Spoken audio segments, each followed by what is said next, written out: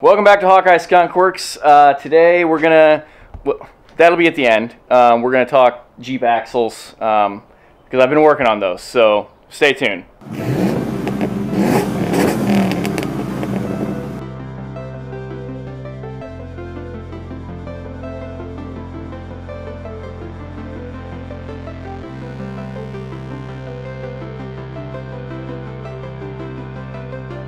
All right, so you see we got those cut off. Didn't take much to do that.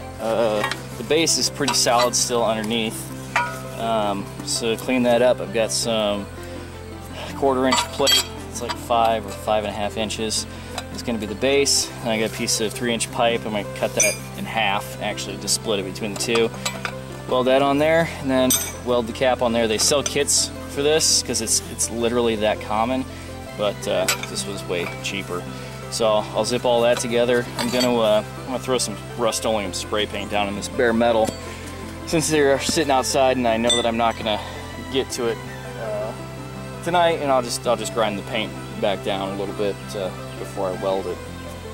All right, now I've got the old brackets and stuff, the mounts cut off for those coil springs. I've got the axle moved inside, and we're gonna do some welding, a little bit more cleanup and welding, and a few other things. I'll show you real quick what we're gonna do. So we've got, I'm gonna need to take these nuts off. I'm probably gonna heat those up with the torch so that I can then heat up this bearing flange on the hub with the torch and pop that hub off on both sides. I've got new hubs that I'm gonna put on, and then I can pull the axle shafts out and give them a good once over. I think the boots are actually okay on these, but we'll take. Well, I can see this one's. I don't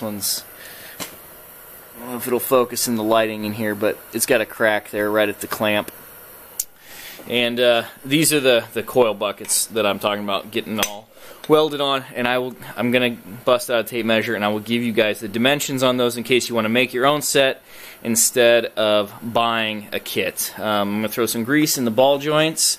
I think those are okay. I do have a new set of bushings for these. I'm gonna drill the rubber out, and then I'll pound the sleeve out and press the new ones. And I might have to go rent a ball joint press to do that, but I am ready to get going on this axle.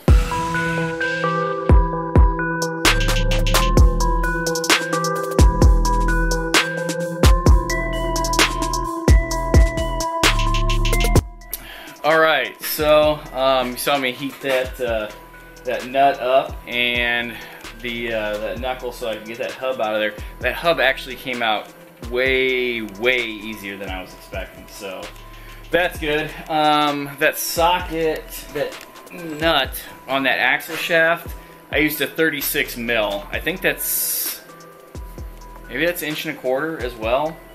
And I think those are the factory shafts. I know sometimes aftermarket shafts, at least in my experience, will come with different size nut socket for the nut. Obviously the threads and everything is going to be the same. I'm going to jump on the other side and get that hub taken apart and inspect these axle shafts.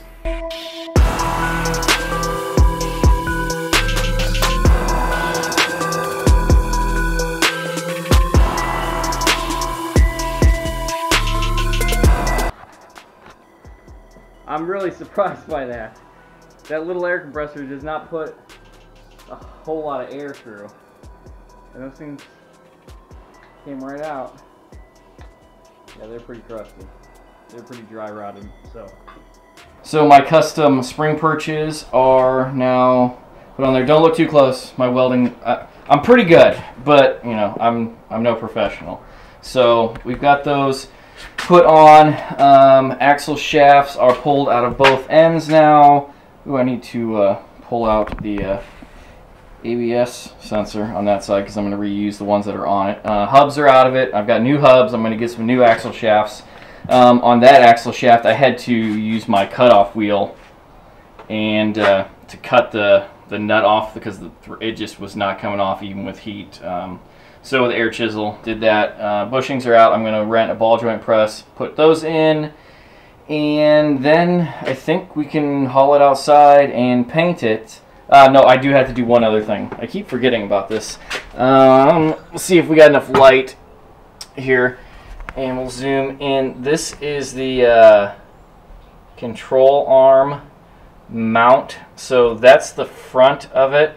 And then it actually screws into a nut that's welded in the back. The whole back part is fine. It's just this front piece that's a little mangled.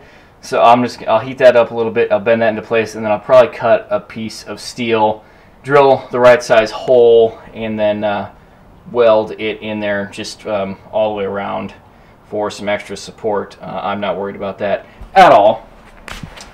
And then yeah, we'll clean everything up with a wire wheel and give it some paint, and then I've got my G2 front diff cover that my girls got me for my birthday. I'm going to put that on there, and yeah, all those control arms and stuff that I showed you, so pretty excited. Yeah, you guys have been asking about the Jeep. I've been working on them slowly, the axles. I want to get them swapped in. I'm really looking forward to that swap, but since it is my daily, it's hard to set enough time aside to do that, even just like a whole Saturday or a weekend. I'm probably going to just pull the front drive shaft out and do the axle swap. Do the rear first, and then at another point I'll do the front. It's spring. I don't need the four-wheel drive right now, and I got to pull the drive shaft out because they're different gear ratios. So I just need to buckle down and do it. So, and then this I get to put a new transmission in this. Yay! I'm trying to find a good used one. Because the transmission is broken, physically broken. Like, there's nothing wrong with the function other than well, here, I'll just look. Alright, well, this is about the best angle we're gonna get. If you can see kind of right in the center of the screen there is one of the servos, and off to the left is another servo. And I think you guys can probably tell that that snap ring is not supposed to be sticking out like that.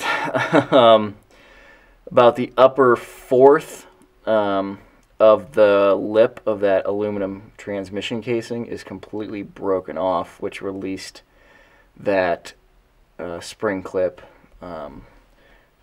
So I think what happened was when it was sitting outside over the winter, it must have got a bunch of snow blown up in there, and then it melted and then got turned into just water in those crevices where that ring is. And then we had like -30, like true -30. It was like -60 wind chill days, a couple days, and I think it must have just frozen and broke that, which is super annoying.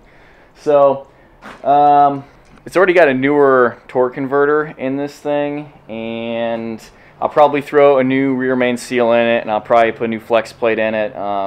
I've got the solenoid pack is newer also, and then I've actually got the servo O-ring kind of overhaul, do-it-yourself fix-it kit for those servos, and I'll put that in too, because you don't actually have to put those in if the transmission's bad.